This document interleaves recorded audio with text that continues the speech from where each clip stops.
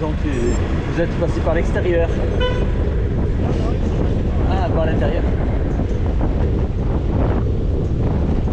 Il y a les deux écoles, il y a l'école de droite et l'école de gauche. Et les deux aiment bien. Bon, après c'est vrai que cette semaine ils ont refait le sol. Avant il n'y avait que des trucs. C'était pas très agréable. Ils ont refait. C'est soigné, hein, en plus entretenu.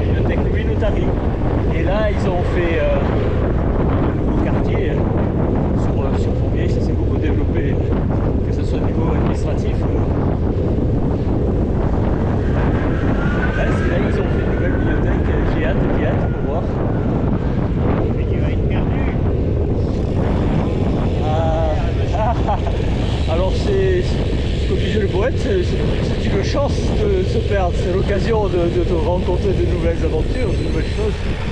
Hein, celui qui lui disait la position GPS, il lui a dit mais tu me prives du plaisir de me perdre. C'est là qu'on a fait les plus belles rencontres. C'est en se trompant de chemin que quelquefois on voit quelque chose qu'on n'avait jamais vu en étant passé 100 fois. Je sais pas si j'avais remarqué, à un moment donné je marchais beaucoup. Et j'avais remarqué qu'il y avait deux voyages, il y avait l'aller et le retour. Et le retour, on voyait des choses, la lumière est différente.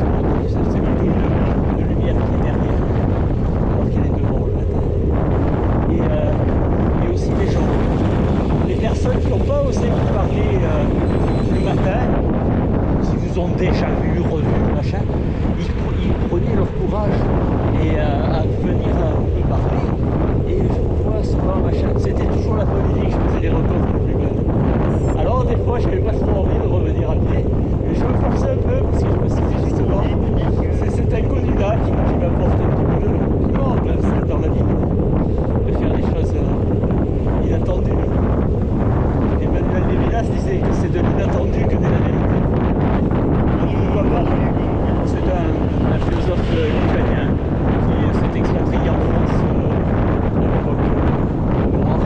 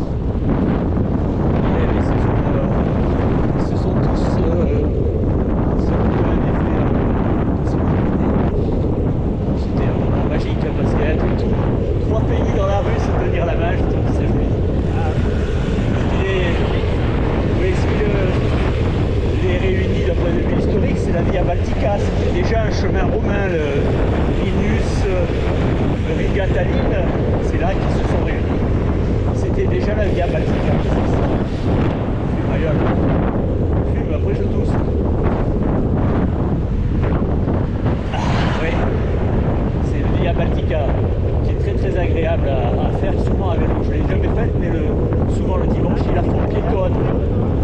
Alors j'aimerais, oui, je n'ai pas fait en dehors des sorties comme ça la journée. Mais c'est quelque chose que j'affectionnerais. C'est un an, oui, oui, je peux le faire quand je veux en fait. Mais c'est un profil, c'est ça. Bon, après, il faut quand même avoir un certain niveau. J'aimerais que mon petit niveau comme ça de faire la balade à la journée soit suffisant pour faire des grands voyages. Ah, c'est gentil de me l'encourager.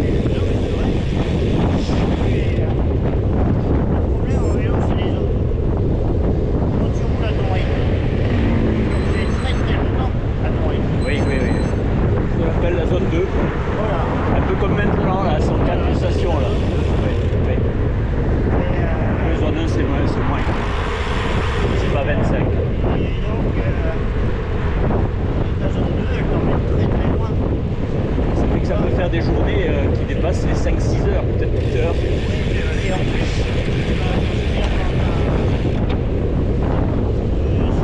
tourisme. Oui. C'est-à-dire que tu vas arriver à avoir le musée Cocteau. Ah oui, ça c'est des choses que j'affectionne. Et en même temps, tu vas te coucher un peu, et donc tu vas reprendre le vélo, tu vas la nuit, tu vas préparer la nuit. L'idée, ça serait de le faire en ultra léger, alors ça serait de le faire, parce que si on commence à être vraiment organisé pour le grand voyage, moi c'est ce qui me rebute, c'est ce côté expéditif avec les vélos lourds, les machins. Là. Je comprends, hein, ça s'impose à eux, mais ça me parle pas. Bon, maintenant, aller voir le dernier endroit où le feu de Brésilien en Iran existe, ça me brancherait bien d'aller jusqu'en Iran, par exemple. Ça serait quelque chose qui me parlerait. J'ai vu quand même. Là, c'est un peu risqué, non? Il n'y a pas une destination. Je crains que l'enjeu de ma vie ne représente plus grand chose en termes de temps. C'est pas grave. Ah oui. Et comment ça s'appelle? Là où il y a Petra, tout ça. Petra, c'est la Jordanie. Donc la Jordanie est toute proche, oui, il y a Sainte-Catherine aussi, hein, il y a des lieux de culte bibliques absolument extraordinaires. Au fond de moi-même, Jérusalem, tout ça. C'est pas nécessairement le faire dans le dénuement complet, mais le faire avec simplicité. Je trouve que c'est une démarche assez heureuse.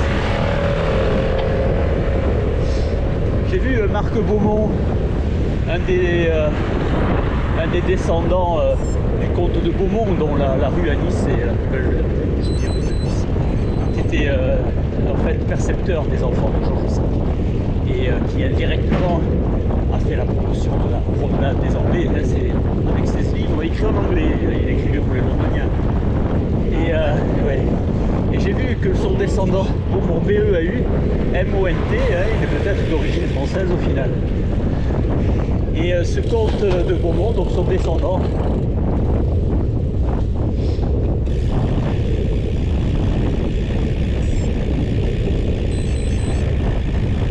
Marc, mais avec un K, hein, Marc. Et il a fait des choses comme ça, et ça m'a fasciné. Et il le faisait en ultra léger, c'est ce que j'apprécie dans sa démarche. Et il était vraiment très très fort avec des moyennes assez hallucinantes. Et il a fait notamment toute l'Afrique, comme ça, dans les grandes routes. Ah oui, il a traversé l'Afrique. Et je crois qu'il est recordman du monde, du tour du monde. Son objectif c'était de le faire en 80 jours. Et un peu comme dans l'histoire de Jules Verne, il a fait en 79. Vous connaissez le récit de Jules Verne, qui en fait c'est le fuseau horaire, il croit avoir perdu alors qu'en fait il avait 4 ans d'avance. Ouais, mais là il avait financé le film, la photographie avec le staff, diététicien, masseur, chauffeur. Alors, il avait un staff qui écrit des gros budgets. Ça.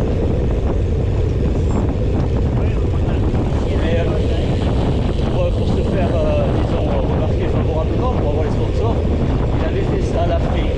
J'ai trouvé ça assez génial. Cette partie de, il me semble, il a fait à l'envers, il a fait du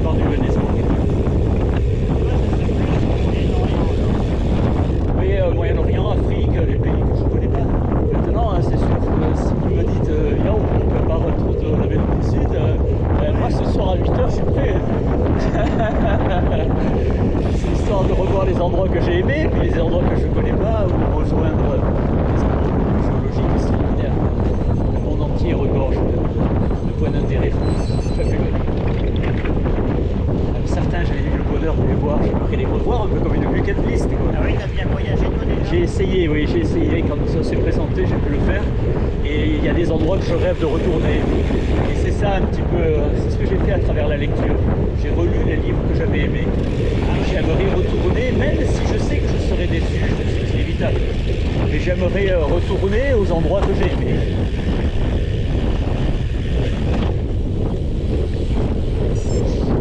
Par exemple, on parle d'Amérique du Sud, je rêve de retourner à Rio, de voir les cataratas vers la frontière argentine, bon, des petites choses comme ça qui m'ont absolument subjugué par là. C'est sublime, voilà, on ne peut pas dire beau, c'est sublime. C'est Kant qui définit le beau selon notre imagination et le sublime c'est quand il est dépassé. Là, mon imagination est dépassée, donc on est bien dans le sublime. Selon Emmanuel Kant, j'ai mis d'autres auteurs. Des traducteurs, je prends pas de risque.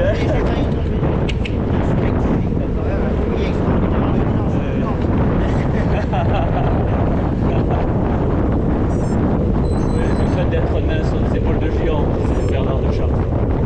D'avoir simplement lu ce que les autres pensaient. C'est honorable, hein, oui, mais c'est honorable. Victor Hugo le disait toujours, il y en a un qui le pense et un autre qui le fait. Par exemple, relire les livres que j'avais aimés, c'est une idée de Jean Edernalier. C'était un philosophe fantasme des années 70. Et il a voulu mettre un peu la merde, s'est occupé de l'affaire Lazarine, des choses qui ne le regardaient pas. Il y avait l'omerta des médias là-dessus.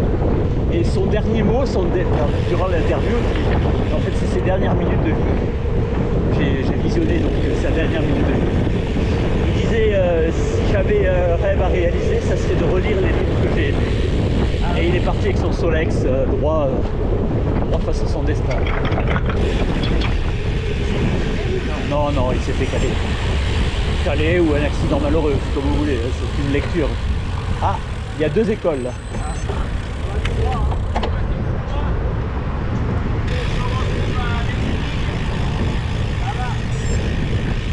C'est gentil de nous avoir attendus.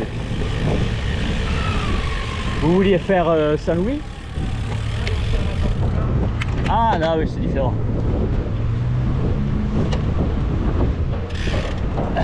Si on se retrouvait à Latte. Oui, c'est une idée de Jean Edernalier qui a eu la délicatesse de le dire. Parce que c'est peut-être pas connu. On est toujours en train de faire des personnes de savoir tout ce que vous savez. En fait, vous l'avez appris de quelqu'un qui l'a appris lui-même.